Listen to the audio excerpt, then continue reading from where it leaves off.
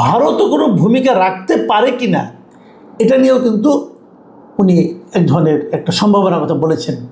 মানে ওনার বক্তব্য হলো যে এটা আমি অবাক হব না যদি ভারত এখানে কোনো একটা ভূমিকা রাখে এবং ভারত যদি এই বিষয়টি নিয়ে বাংলাদেশের সঙ্গে আলোচনা করে এবং ওনার নিরাপত্তার ব্যাপারটা এনশিওর করতে চায়। এটা খুব একটা মানে সে অবাক হবে না।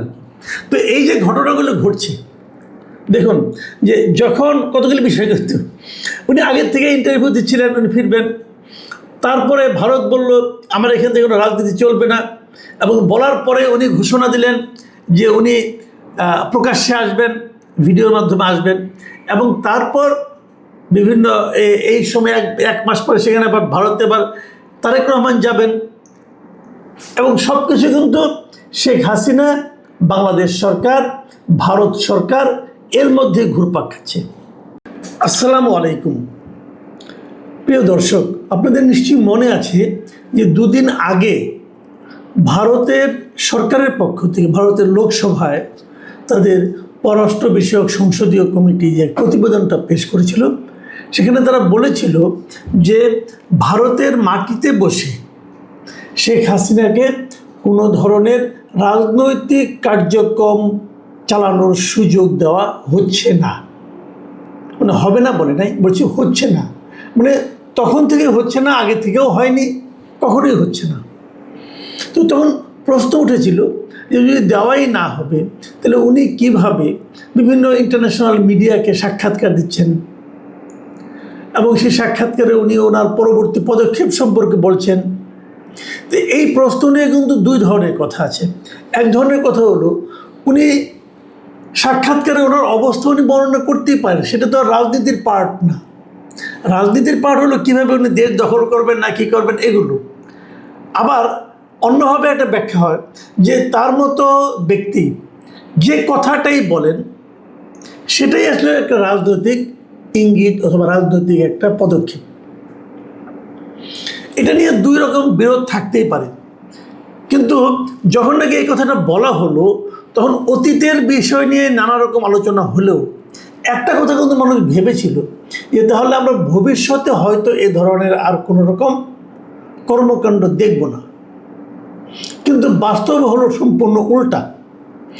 কীভাবে, যে আজকে ভারতেরই একাধিক মিডিয়াতে, ইন্ডিয়া টুডে, দ্য হিন্দু, এরকম সকল মিডিয়াতে একটা খবর বেরিয়েছে। সেই খবরটা হলো যে উনি আগামী 5 তারিখে মানে ডে আফটার টুমোরো, পরশু দিন, উনি প্রথমবারের মতো ভিডিওতে আসবেন। মানে একটা অনুষ্ঠান হবে, সেই অনুষ্ঠানে উনি আগামী 5 তারিখে সন্ধ্যা 6টা থেকে 7:30 পর্যন্ত নয়াদিল্লির মাথুরা রোডে অবস্থিত স্যার মার্ক টালি অডিটোরিয়ামে একটা অনুষ্ঠানের আয়োজন করা হয়েছে। এই অনুষ্ঠানটার আয়োজন করেছে foreign correspondent club of south Asia, মানে FCC সাউথ এশিয়া। এখানে একটা ভার্চুয়াল অনুষ্ঠান হবে। সেই অনুষ্ঠানে ফিজিক্যালি অনেকে থাকবেন, যেমন আবার সাবেক যিনি শিক্ষামন্ত্রী ছিলেন নওফেল সাহেব, উনি থাকবেন, আরও অনেক সাংবাদিকরা থাকবেন।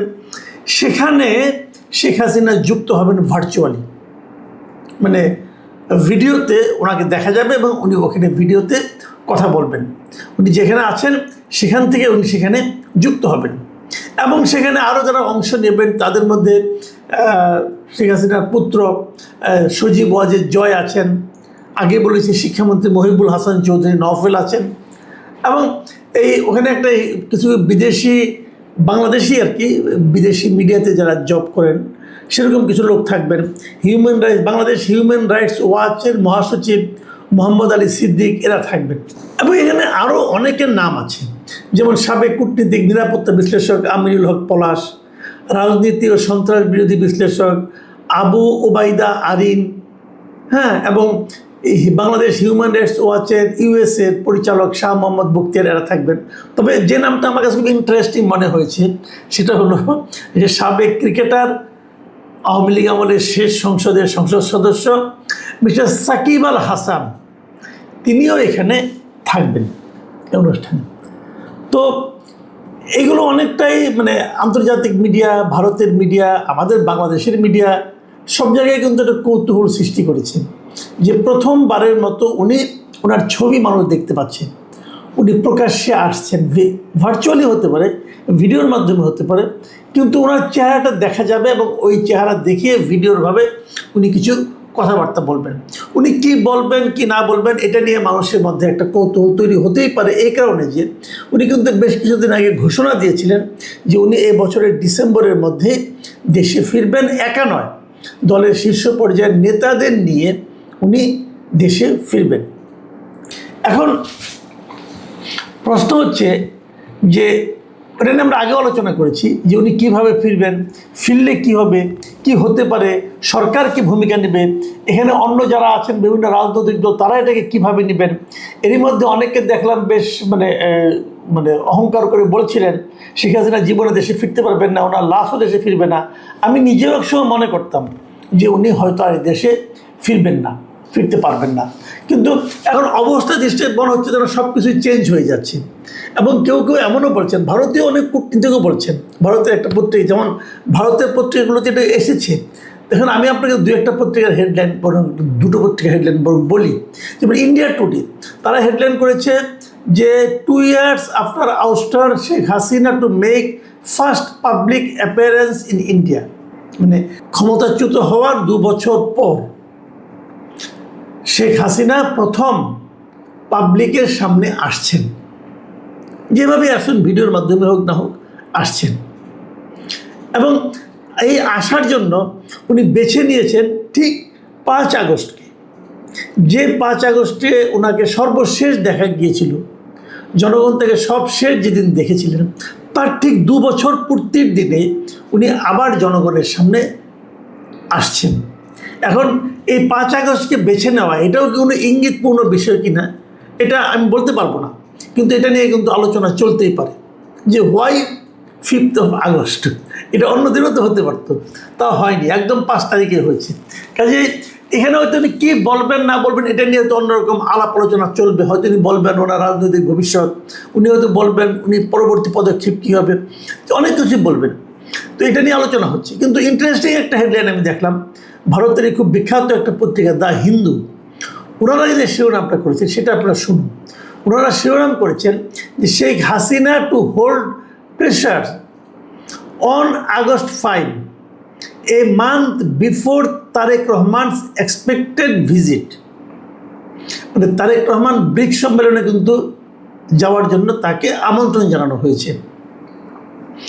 যদি উনি সেখানে যান সেটা হবে সেপ্টেম্বরে, মানে উনি যাচ্ছেন তাহলে যখন তার 1 মাস আগে হাসিনার এই যে বাইরে বেরিয়ে আসাটা, এটা তারেক রহমানের সরকারের উপর এক ধরনের প্রেশার তৈরি করতে পারে। এবং দ্য হিন্দুর এই রিপোর্টটা লিখেছেন কল্লোল ভট্টাচার্য, আমি রিপোর্টটা পড়লাম, এখানে উনি বেশ কিছুগুলি কথা বলেছেন। উনি যে কথাগুলি বলেছেন তার মধ্যে আমি 2-1টা কথা আপনাদেরকে বলি। উনি বলার চেষ্টা করেছেন, যে একজন এক্সপার্টের বক্তব্য দিয়ে উনি বলার চেষ্টা করেছেন যে এই যে হাসিনা ঘোষণা করেছেন যে উনি বাংলাদেশে ফিরে যেতে চান, যাবেন, এই জিনিসটা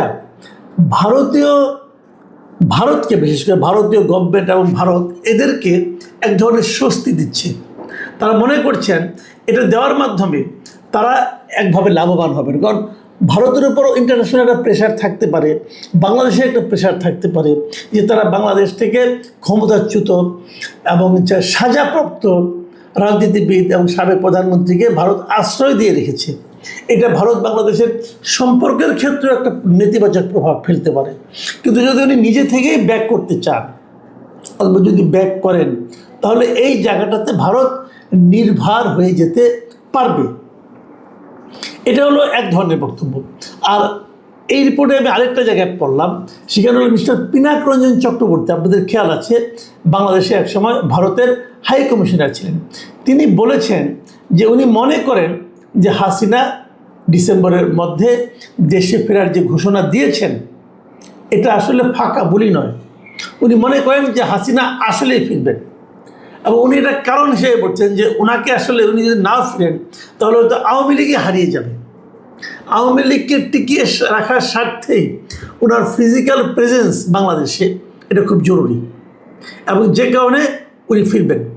এবং উনি আরেকটা কথা বলেছেন যে তার অ্যাগেনস্ট, তার বিরুদ্ধে কোনো ধরনের লিগ্যাল যদি প্রসিডিওর গ্রহণ করা হয়, লিগ্যাল কোনো রকম ব্যবস্থা নেওয়া হয় যাতে নাকি উনি ফিজিক্যালি ওনার কোনো শারীরিকভাবে ওনার কোনো ক্ষতি হতে পারে, সেই বিষয়টা নিয়েও কিন্তু ওনাকে চিন্তা করতে হবে, তারপর ওনাকে ফিরতে হবে। এবং উনি এটাও মনে করেন যে এটা ইমিডিয়েট যাওয়ার সঙ্গে সঙ্গেই হয়তো কোনো ধরনের পানিশমেন্ট ওনাকে দেওয়া হবে না, ওনাকে এটা নিয়ে আপিল করার সুযোগ দেওয়া হবে। এবং এক্ষেত্রে ভারতও কোনো ভূমিকা রাখতে পারে কি না এটা নিয়েও কিন্তু উনি এক ধরনের একটা সম্ভাবনার কথা বলেছেন। মানে ওনার বক্তব্য হলো যে এটা আমি অবাক হব না যদি ভারত এখানে কোনো একটা ভূমিকা রাখে, এবং ভারত যদি এই বিষয়টি নিয়ে বাংলাদেশের সঙ্গে আলোচনা করে এবং ওনার নিরাপত্তার ব্যাপারটা এনশিওর করতে চায়। এটা খুব একটা মানে সে অবাক হবে না।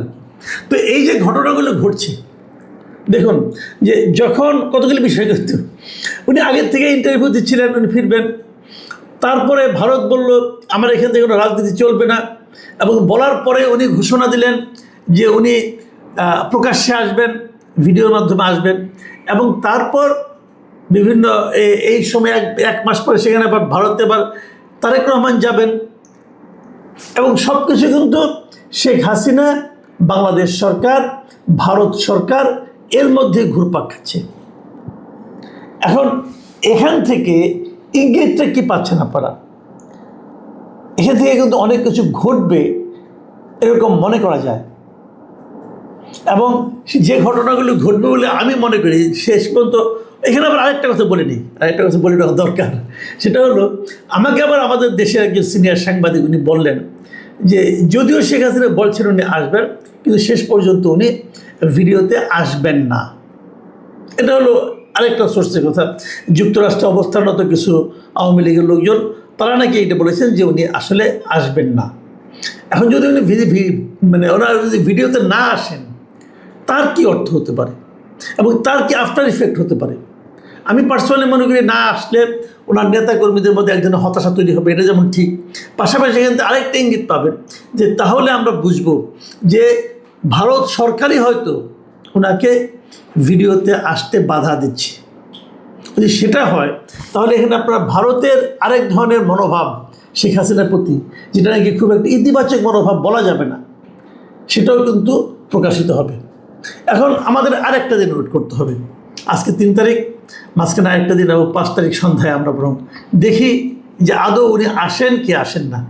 তবে আমার যেটা মনে হয় যে শেখ হাসিনার বাংলাদেশে ফেরা না ফেরা এই সব কিছুই অতি দ্রুত আমরা বোধহয় ঘটতে দেখব।